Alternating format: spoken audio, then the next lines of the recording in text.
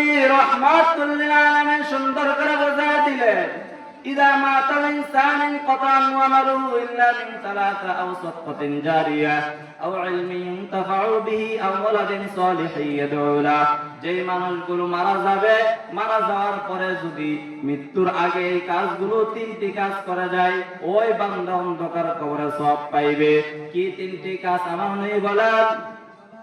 আও সাদকাতিন জারিয়া, সদকা জারিয়া, আও ওয়ালাদিন সালিহিন ইয়াদউ লাহ, এবং নেক সন্তান, আও ইলমি ইনতাফাউ বিহি, এবং আল্লাহর নবী বলেন ইলমে দ্বীন শিক্ষা করে যে বান্দা মৃত্যুবরণ করবে, এতএব যে বান্দা সদকা জারিয়া মসজিদ মাদ্রাসা কায়েম করে দুনিয়া থেকে বিদায় হবে, ওই বান্দার মৃত্যু হবে অন্ধকার কবরে সওয়াব পাইতে থাকবে।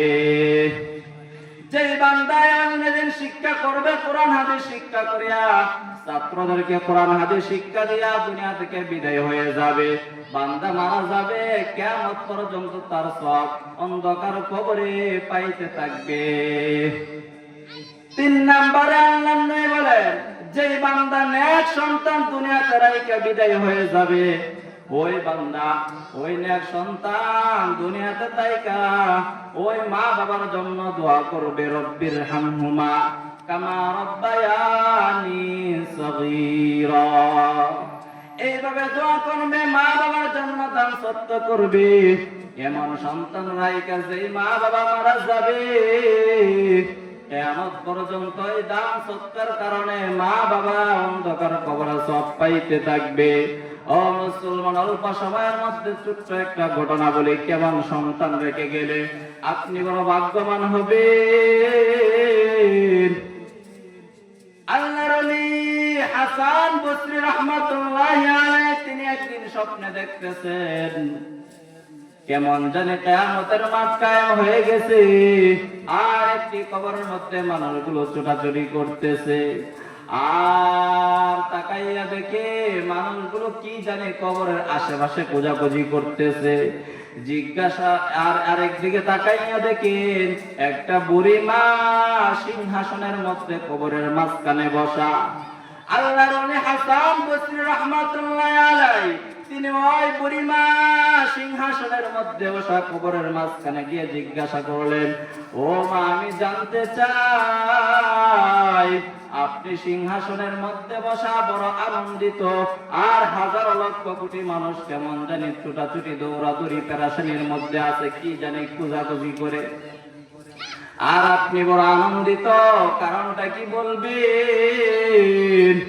ওই হাসান বসরি কে ডাক দিয়ে বলে, ও আল্লাহর ওলি, শুনে নাও, শুনে নাও, আমি বুড়ি মা কেনা তো সিংহাসনের মধ্যে বসা টেনশন মুক্ত জীবন যাপন কবরে। শোনো, আমার একটা নেককার সন্তান কোরআনের হাফেজ দুনিয়াতে রাইকা আমি মা বিদায় হয়ে গেছি। ওই নেক সন্তান প্রতিদিন ওই আমার কোরআনের হাফেজ প্রতিদিন আমার জন্য কোরআন তেলাওয়াত করিয়া এক পারা কোরআন তেলাওয়াত করিয়া আমার জন্য সব পাঠায়।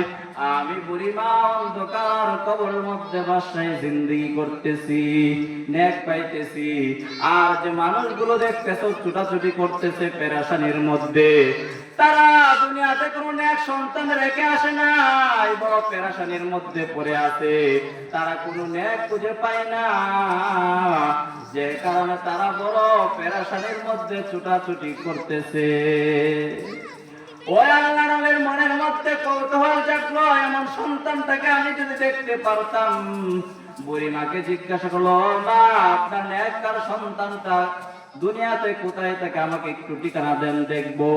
যে সন্তান আপনি মৃত্যুবরণ করছেন, আপনার জন্য কোরআন তেলাওয়াত করে সওয়াব পাঠায়, আমি তার সঙ্গে একটু সাক্ষাৎ করব। আল্লাহর ওলিকে ডাক দিয়ে বুড়ি মা বললেন, ও হাসান বসরি, শুনো নাও, আমার বান্দা অমুক বাজারে যাইয়া দেখো ব্যবসা করে, ব্যবসার ফাঁকে ফাঁকে কোরআন তেলাওয়াত করে। আল্লাহর ওলি ঘুম থেকে উঠিয়া চলে গেলেন বাজারে, যাইয়া দেখে ঠিকই ব্যবসার ফাঁকে ফাঁকে ওই আল্লাহর বান্দা কোরআনের হাফেজ বুড়ি মায়ের সন্তান কোরআন তেলাওয়াত করে সব পাঠায়। এক পর্যায়ে তিনি এইভাবে সাক্ষাৎ করার পর কিছুদিন পরে আবার স্বপ্নে দেখতেছেন ওই অন্ধকার কবরের মধ্যে মানুষগুলো ছোটাছুটি করতেছে, নেক খুঁজতেছে, কাগজ শুকাইতেছে, কোনো নেক পাইতেছে না। এক পর্যায়ে যেই মা, বুড়ি মা সিংহাসনের মধ্যে বসা ছিল, ওই বুড়ি মা কেউ দেখতেছে আজকে আর সিংহাসনের মধ্যে বসা নাই। আজকে দেখা যায় ওই বুড়ি মা পর্যন্ত ছোটাছুটি করতেছে। জিজ্ঞাসা করে না, মা কি ব্যাপার, ওই দিন তো আপনি সিংহাসনের মধ্যে বসা ছিলেন, আজকে আবার কেন আপনি ওই মানুষগুলার মধ্যে সামিল হয়ে গেলেন? আপনি আবার কি জানি খোঁজাখুঁজি করতেছেন, কারণটা কি?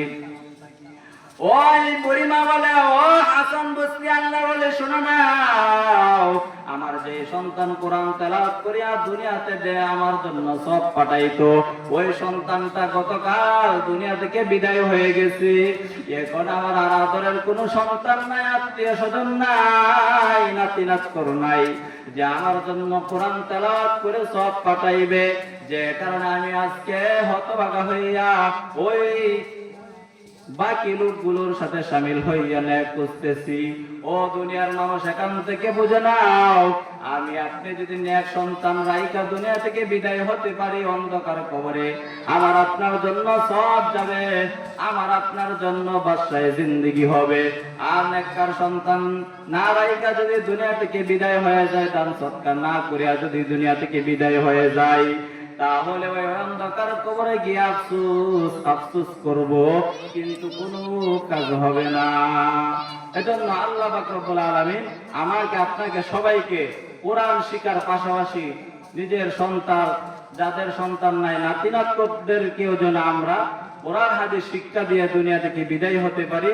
আল্লাহ তাআলা আমাকে আপনাকে সকলকে কোরআন হাদিসের উপর আমল করার তৌফিক দান করুন। সকলে বলে আমিন। ওয়া আখির দাওয়ানা আলহামদুলিল্লাহি রাব্বিল আলামিন।